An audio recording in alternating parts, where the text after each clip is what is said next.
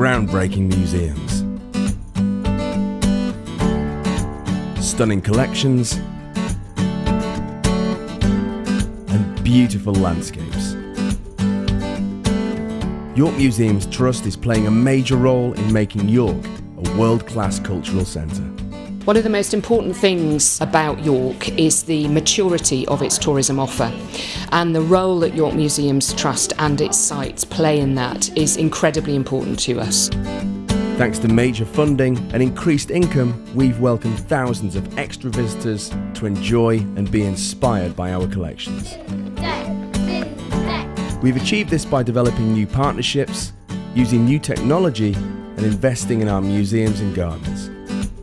I like objects, I like bygones. I'm an awful collector of things. I see something and I think, who had that? What does that mean? To me, this is the only museum that really directly addresses my feelings about objects. My first novel, Behind the Scenes at the Museum, I think it's a novel about things as well. And when I was writing it, I didn't have a title. Round about halfway through, I had a dream. It was middle of the night, it was very dark, I was on my own, and I was walking around the Castle Museum. And as I walked around, everything came to life. Suddenly those empty grates flared up and the fires were lit. The horse started moving, the carriage started moving. And I just woke up and I thought, that dream had a title. That dream was called Behind the Scenes at the Museum. And the next thought, of course, was, what a great title for the book. I think without the Castle Museum and without the dream, the novel would have had a different title. We came specially to look at the ichthyosaur fossil. Small children that are really into dinosaurs, it's fantastic. Our collections continue to attract international attention because they're just so valuable and they're so well known with their really rich history. The project with Lund University in Sweden was to do with finding out the colour of the ichthyosaur, because we have one of the very few examples known with skin tissue preserved. So they were able to analyse that and discover what colour the ichthyosaur actually was. There's been a project running for the last few years here to get the Victorian Library accessible to as many people as possible. There were about 10,000 books here predating 1900, and they form the original library of the Yorkshire Philosophical Society. They've been instrumental in coming in as volunteers, helping us to know what we have here. We have a lot of first editions, gifts from authors, things with original annotations in the margins. So we're really trying to catalogue those books. We're now going to be photographing them and putting them online so as many people as possible could see the amazing things that we have here. It's been really interesting, actually. Just nice to see it all sort of happening as you know, been able to talk about it. And we've learned, some quite interesting stuff about Victorians and their weird attitudes to food, haven't we?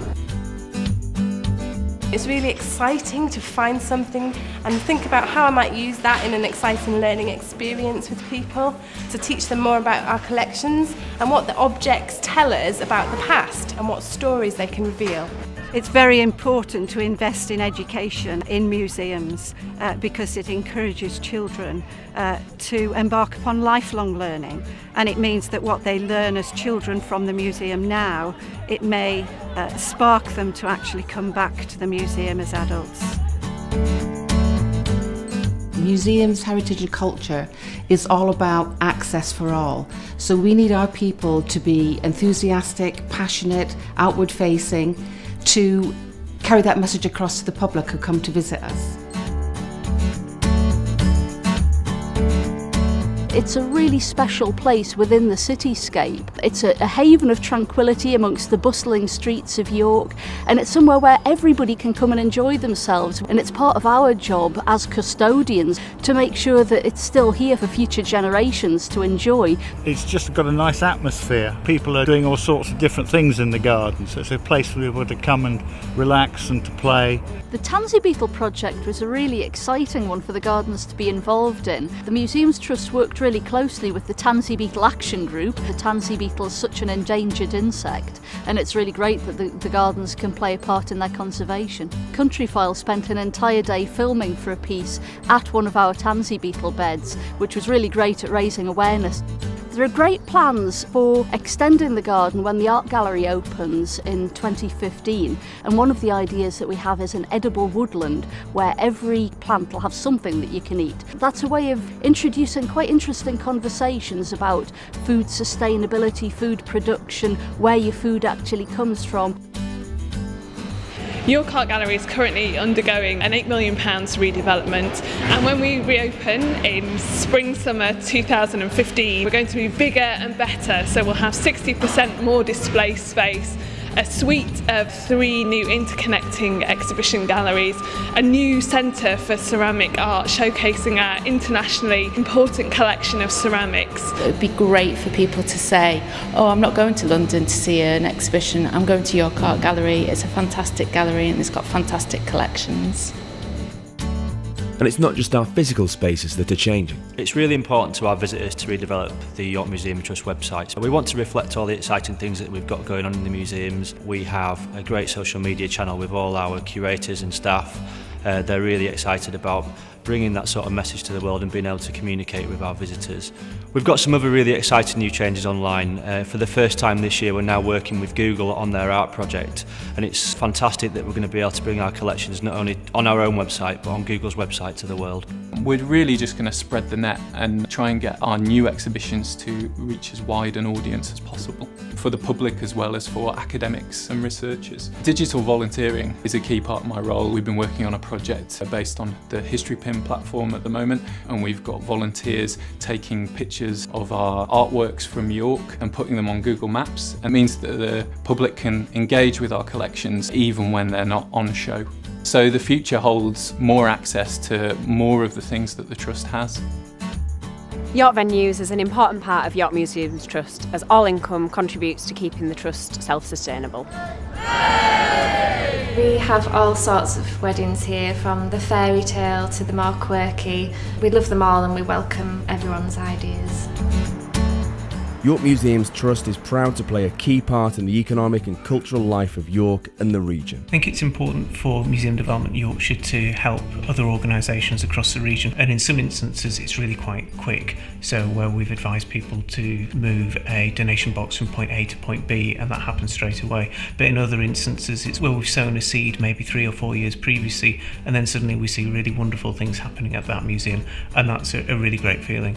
We've really needed a local partner that really understands us as an organisation. York Museums Trust have really come in and held a hand, supported us through the process for the future.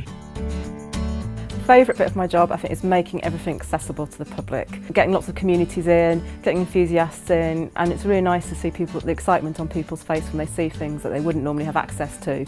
And I think it's really important that that's something that we do, that we involve the community and we let people come in and share and enjoy what we're doing.